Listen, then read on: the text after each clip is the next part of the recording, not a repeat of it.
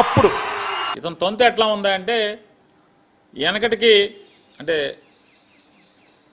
పురాణ పురుషులు చెప్పేటువంటి కథ ఒకటి గుర్తుకొస్తుంది.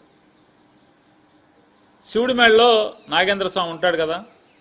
శివుడి మేడలో నాగేంద్ర స్వామి కాలకృత్యాలు తెచ్చుకుంటాకి డ్యూటీలో ఎవడు దొరుకుతాడా అని చుట్టూ చూస్తే ఎవడు దొరకలేదంట. గబాలన అటుగా ఒక బురదపాము వెళ్తుందంట. నాగేంద్ర స్వామి దిగుతా, అరే బాబు శివుడిని తపస్సులో ఉన్నాడు, నేను వచ్చేదాకా మెడకు చుట్టుకుని నాకులాగా కాసేపు నుంచోరా అని చెప్పేళ్ళంట. ఈ బురదపాము ఏం చేసింది, మెడలో శివుడి మేడలోకి వెళ్ళి ఇట్లా నుంచుని పోజు కొడుతుంది. ఎప్పుడైతే శివుడి మేడలోకి వచ్చేసిందో ఈ బురదపాము పైన గరుత్మంతుడు ఆకాశంలో వెళ్తుంటే ఈ బురదపాము మాట్లాడుతుందంట మేడలోంచి, శివుడి మేడలోంచి. నాగేంద్ర స్వామి కాదు, నాగేంద్రుడు కాదు. గరుడా క్షేమమేనా అని అడుగుతుందంట. చూడండి దాని పోజు. గరుత్మంతుడు ఏంటి, బురదపాము ఏంటి. గరుడా క్షేమమేనా, జాగ్రత్త అని అంటుందంట. ఆయన గరుత్మంతుడు అన్నాడంట, సరే బురదపాము నేను చూశాలే నిన్ను, శివుడి మేడలో ఉన్నంత వరకు క్షేమమే, దిగరా నీ సంగతి చూద్దాంలే అని చెప్పాను. శివుడి మేడలో ఉన్నంత వరకు క్షేమమే అన్నాడు. నేనా నువ్వా నేను చెప్పలేదు, నీ సంగతి చెప్పాడు. అట్లాగే నీకు లోకేష్, చంద్రబాబు నాయుడు వాళ్ళ యొక్క దయతో నీకు అధికారం మదం నెత్తికెక్కి ప్రజల్ని మర్చిపోయి ప్రైవేట్ వాడికి ఇస్తేనే పేదవాళ్ళకి బాగా వైద్యం జరుగుద్ది, కార్పొరేట్ వైద్యం అని చెప్పేటువంటి దిక్కు మాలినోడు మంత్రిగా ఉండటం మా దౌర్భాగ్యం. కాకపోతే ఏముంటుంది, ప్రైవేట్ వాడు దగ్గర వైద్యం బాగా జరుగుద్దా, ప్రభుత్వ హాస్పిటల్లో జరుగుద్దా? నేను అడుగుతున్నాను, నువ్వు మోడీ గారి గురించి చెప్పావు, అమిత్ షా గురించి చెప్పావు కదా, ఎయిమ్స్లన్నింటినీ ఎందుకని ప్రైవేటైజ్ చేయట్లేదు మీరు?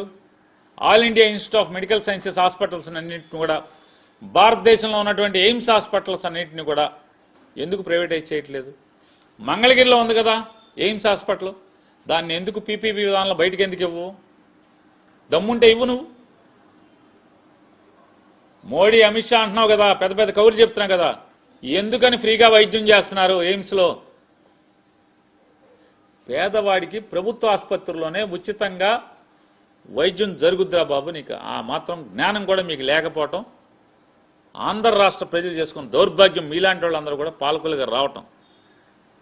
ఆయన మాట్లాడతాడు, ఈ విధానం పీపీపీ విధానం చేసి నన్ను అరెస్ట్ చేయమని చెప్పని.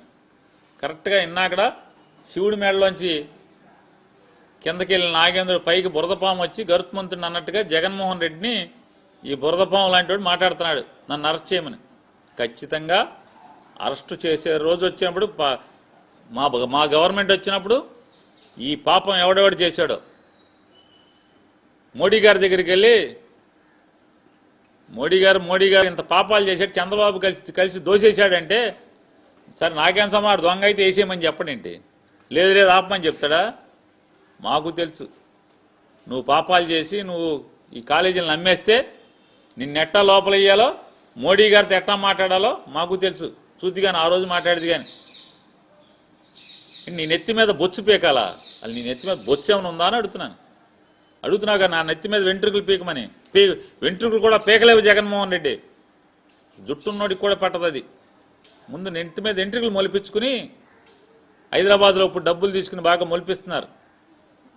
వెళ్ళి ముందు నెత్తి మీద బొచ్చు మొలిపించుకుని తర్వాత ఆ ఛాలెంజ్లు చేయాలి సత్యకుమార్ గారు. నిదట్లో లోకేష్ లేపాడని పరిగెత్తుకొచ్చి ఏది పడితే అది మాట్లాడి, జగన్మోహన్ రెడ్డి గారు 30 కేసుల్లో ముద్దాయి 16 నెలలు జైలు చేసినాడు అది అని మాట్లాడుతున్నావు. అసలు నువ్వు ఎవరి చేతి కింద పనిచేస్తున్నావు? సుమారుగా 150 కేసుల్లో ముద్దాయి అని చంద్రబాబు నాయుడు చేతి కింద పనిచేస్తున్నావు. నువ్వు సిగ్గు లేకుండా మళ్ళీ జగన్మోహన్ రెడ్డి గారి గురించి మాట్లాడతావు. చంద్రబాబు నాయుడు గారు జైల్లో ఉండి రాలేదా నేరం చేసి? సాక్షాత్తు బీజేపీ పార్టీకి సంబంధించినటువంటి గొప్ప నాయకురాలు సుష్మా స్వరాజ్ గారు పార్లమెంట్లో మాట్లాడారు.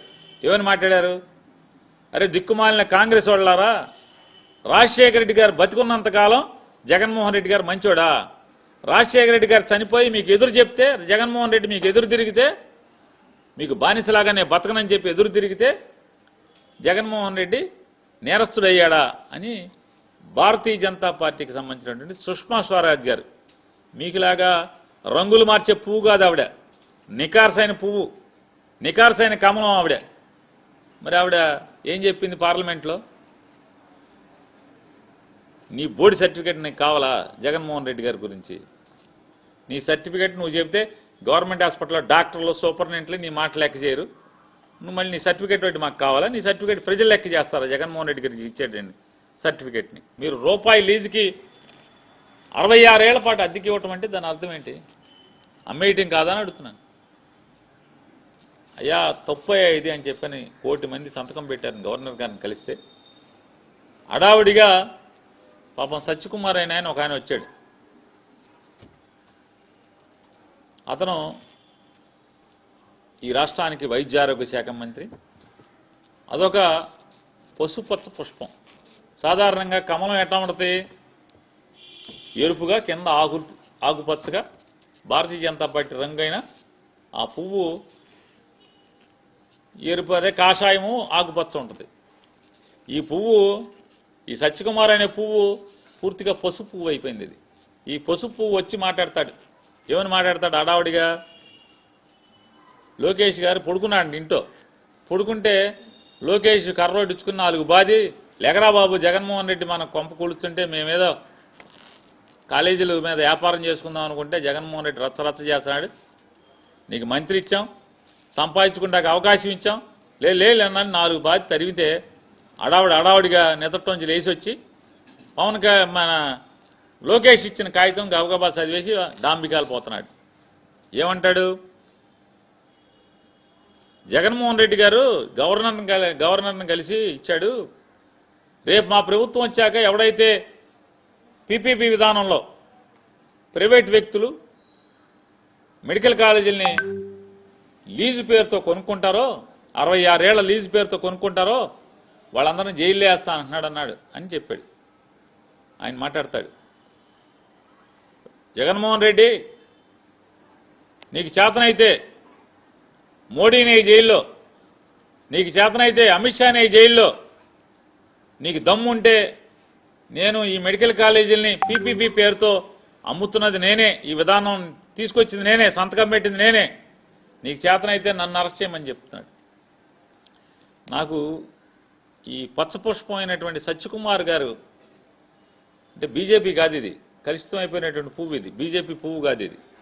ఈ పువ్వు మాటలు చూస్తే నాకు అర్థమయ్యేది ఏంటంటే, ఎన్నటికి కూడా చెప్పాను, నన్ను కొడితే కొట్టావు కానీ మా నాన్న కొట్టు, మా అన్నయ్యని కొట్టు, మా బామ్మర్దిని కొట్టాను, మొత్తం ఊళ్ళో మా బావని కొట్టని మా ఇంటి వాళ్ళందరికీ కొట్టించాను. ఎందుకంటే నాతో పాటు అందరూ కొడితే అందరికి సమానం అయిపోద్ది కదా అని చెప్పాను. ఇవాళ ఖచ్చితంగా సత్యకుమార్ గారు నువ్వు జుట్టు మొలిపించుకుని నువ్వు ఇక్కడ చేస్తున్నటువంటి అవినీతి, ఎక్కడైతే మెడికల్ కాలేజీల్లో నీ చేయి కూడా అంటే నీ మీద కూడా పాపం అంటుతుంది కాబట్టి ఆ సంపాదించుకున్న పాపంతో జుట్టు మొలిపించుకురా హైదరాబాద్ వెళ్ళి. ఖచ్చితంగా 2 ఏళ్ల తర్వాత 3 ఏళ్ల తర్వాత మేము వచ్చే గవర్నమెంట్లో నీ జుట్టు పీకుతాం లేదు చూద్ది. కానీ జుట్టు లేనివాడిని ఏం పీకుతాం, ఉన్నవాడిని అయితే పీకుతాం. కానీ కాబట్టి నోరు మాట్లాడేప్పుడు సభ్యత, సంస్కారం, నోరు సంభాళించుకుని మాట్లాడితే ఖచ్చితంగా మీరు చేసి చూడండి. సత్యకుమార్ గారు మోడీ గారి దగ్గర నీ పాపాలని చెప్పి ఖచ్చితంగా వేయటం ఖాయం అనేది కూడా ఏం భయపడాల్సిన పని లేదు. అట్లాగే ఎవరైతే చంద్రబాబు నాయుడు గారి మాటలు నమ్మి, సత్యకుమార్ మాటలు నమ్మి, సత్యకుమార్ ఉన్నాడు కదా మోడీ గారి దగ్గర, అమిత్ షా గారి దగ్గర, ఆయన చూసుకుంటాడే, పైరవీ చేస్తాడే అని మీరు అనుకుంటే ఖచ్చితంగా ఆయనతో పాటు మీరందరూ కూడా ఈ పాపంలో ప్రజల ఆస్తిని దోచేయటానికి ఎవరైతే అడుగు ముందుకేశారో, ఈ రొంపిలో దిగారో, ఈ బురదలో దిగారో ఖచ్చితంగా అందరూ చట్టం మేరకు శిక్షించబడతారనేది కూడా మీ అందరికీ హెచ్చరిక చేస్తూ, అలాగే